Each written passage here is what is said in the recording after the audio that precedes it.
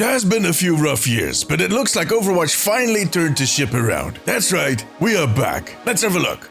When I say that it has been a few rough years, I'm not only talking about the game or the developers. For me, as a content creator that has a singular focus on Overwatch, it has been pretty tough. As some of you know, I gave up my job about 18 months ago to focus on making content and videos like this one, which was arguably a bit of a weird choice, especially at that moment. Since from before they even announced Overwatch 2, the team has been struggling to uphold that image, that identity of a game that once won Game of the Year in a spectacular way. A game that rose from the ashes of a highly anticipated title and broke records in a matter of weeks. It established itself as a leader in a genre that suddenly became a lot more popular. However, the messy release of Overwatch 2, the cancellation of PvE, it washed away almost all of the credit that Team 4 had built up in the previous years with that original game. However, some of us kept our hopes up, and that is because we believed there was going to be a turning point, a return to greatness. I was one of them. Now, my sense of optimism is something I get complimented about pretty often by people that watch my videos, which, to be honest, is kind of weird. That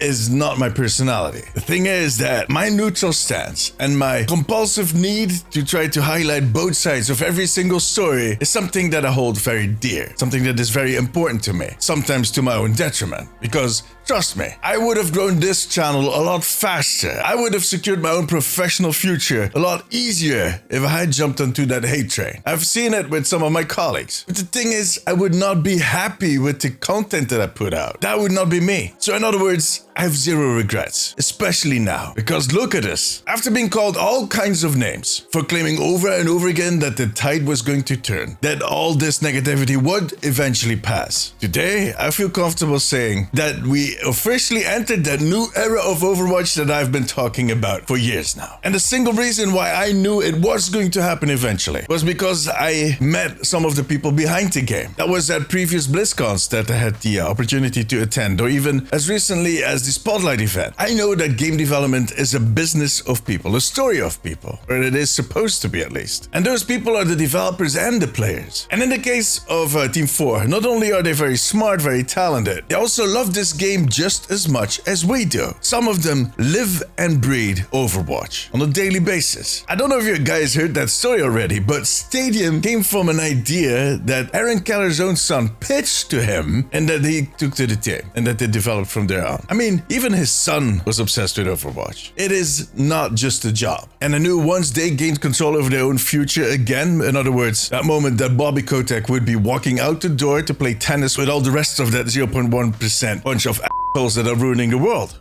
that they would work their hardest to set a new course for our beloved Overwatch, together with us, the players. And that they did. Season 15 and Season 16 of Overwatch 2 have been revolutionary. They added perks, which changed the base game for the better. It's like finding that one extra ingredient you put into your favorite dish, and it makes it taste even better. Stadium, on the other hand, is a completely different dish. It is a whole new vertical with its own audience, its own future. It is going to be amazing. On top of that, all of the recent heroes have been doing really good. You have Juno, Hazard, and now we have Freya. Loot boxes are back. 6v6 is back. We have more ways than ever to get free cosmetics, and if you want to buy something on the shop, there's new ways of getting big discounts. It is a constant stream of improvements that are all fueled by us, the community, and the feedback that we give. And that is because they are listening, on top of talking. The current Overwatch development team is the most transparent and communicative team that I've ever seen. Yeah, man, that communicative was... Oh no, I said it correctly now. Okay, fine. Be that way. But really, the speed at which they react to our feedback, it is impressive. They're willing to listen. They're willing to adjust. They're willing to take those big swings. And you know what? This is just the beginning. It is the beginning of that new era. It might be a tad late for my career as a content creator. We'll see. I'll talk more about that in the future. But as a player, I'm extremely excited for whatever is going to come. That Stadium roadmap that they showed off this week, it looks amazing. Just a lot of fun features. And Aaron has been hinting at other stuff coming for the main game in Season 17 and 18. There's supposed to be something really big. So yeah, we're not done yet. But let me put it this way. As much as I hate that phrase, we are back. And look, I also know that some of you are going to be watching this video and you're going to be rolling your eyes. I'll see you guys in my comments, and it's fine. And look, don't take this personal, but I'm happy that you guys, for the first time in many, many years, are a really small minority. Because that means that the overall perception on Overwatch has taken a 180 turn. And to be fair, it kind of feels weird to see some people that have been defecating on the game for such a long time to suddenly jump back in as if nothing happened. But, you know, it's human, I guess. The most important thing is that the Overwatch team is regaining their prime resource, the most important thing that they need for a beautiful future, and that is the trust of their player base. But again, I get that for some people, it's too little, too late. Can be helped. And you know what? To a certain extent, I can understand that. For one, there are still plenty of issues. There are still a lot of broken promises that you can look back at and wonder what happened. On top of the fact that they simply cannot please everybody. For every choice they make, there's always going to be people that don't like it. So, and the last thing, yeah, they can't turn back time. No matter how much you want that. They tried with the classic modes, but... And look, there are going to be new moments in the future where people are going to be angry, where people are going to pull out the tar and feathers again, because that is how it goes these days. Look at the other games, look at Marvel Rivals. You're not an easy crowd to please. But I'm convinced if they keep listening to us, if they keep talking to us, it's never going to get that bad again as it did, well, over the last 4 years. And personally, I just want to look forward. Who knows what other big surprises they have in store for us. I'm done looking back. But what do you think? Are you having fun in Overwatch currently? Let me know in the comments. For now, however,